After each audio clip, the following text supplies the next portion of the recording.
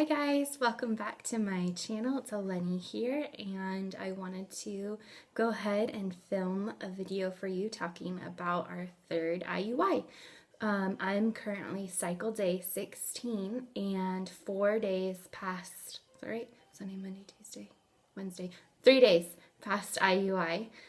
We had our appointment this past Saturday morning, and we had to be at our RE's office, which is about an hour away with no traffic, at 7 o'clock in the morning. So it was a nice early morning for all of us. So we had to drop off the sample between 7:15 and 7:25 for washing. So we did that, and then we went and got some Starbucks, and they called me back at 8:30 to come. And the way my office does it is they always say to have a full bladder for the IUI. I'm still not sure why. But that's how it works. And the way weekend appointments work in our office is it's kind of a first come, first serve.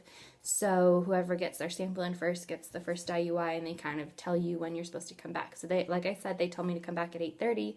So I was there, full bladder, and then 8:45 comes around, 9 o'clock comes around, and I am like dying at this point because I have to go to the bathroom so bad. And they keep apologizing, you're going to be the next one, you're going to be the next one. So I finally went and just used the restroom because I was going to pee my pants. And I quickly drank some more water to try and fill it back up. But anyways, they called us back into the room finally. It was like 9:15.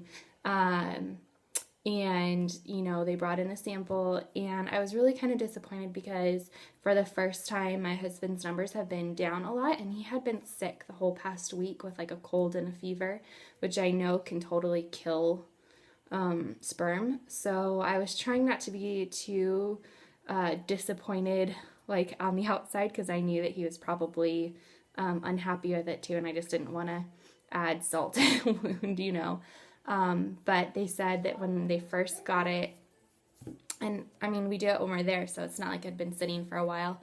It was only at 20% mobility, which is not great at all.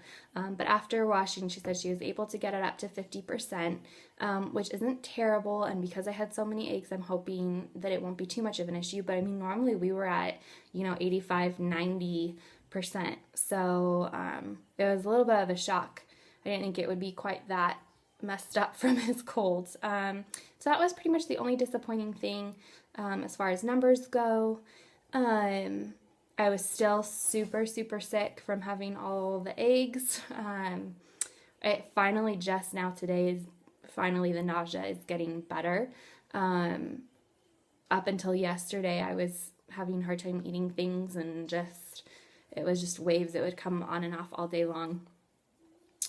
But the actual procedure itself was a different doctor than I normally see because she was on call for Saturday morning, and I will say it was probably the most painful one I had experienced. She was looking and she said, your cervix is, I guess, tilts down, which she said isn't a bad thing. It just makes it harder. So they entered the speculum in, and I could feel them try to grasp it, but it must have slipped. So I don't know.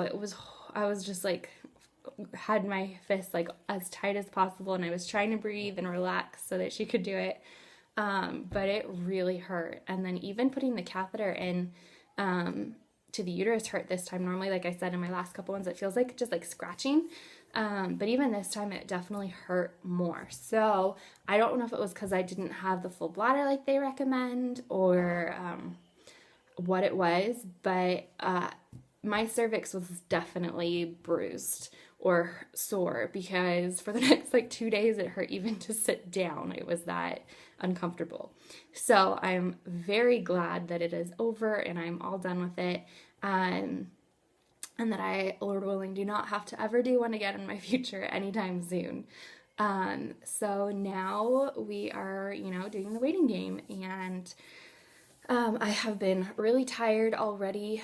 I know it's not anything pregnancy related yet, but I have been feeling pretty fatigued. And like I said, the nausea is just finally starting to get better today.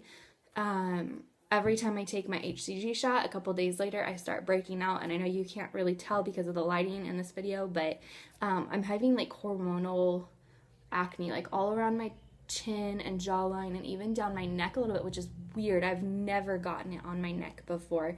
But I think it's just all the hormones between, you know, the injections, and then I don't know what it is about the trigger that sets it all off. But so far the last couple months, that's what, every time I take it, a couple days later, I can count on my face breaking out. So I've been trying to take really good care of my skin and wash it, so hopefully it clears up soon.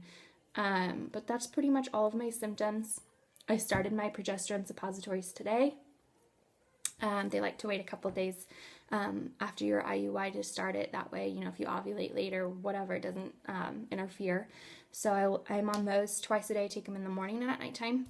And I don't know what the exact dosage is for those, but it's just the one little pill that you put inside. So they're not my favorite thing in the world. They're messy and yucky and annoying, but if it helps a little baby stick in there and grow, then it is so worth it. So I think that's pretty much it. I wanted to give you guys an update. Thanks for all your support on this, our final round of fertility treatment. So I'm just excited to see what the Lord has for us, whether it's a pregnancy or whether, you know, we move on to adoption. I know that He has a perfect plan for us, and I'm just really trusting in that. So like I said, thanks for watching, guys, and if you have any questions, leave them below, and I will update you guys soon when I find out if it's a positive or a negative. So I'll talk to you guys later. Bye.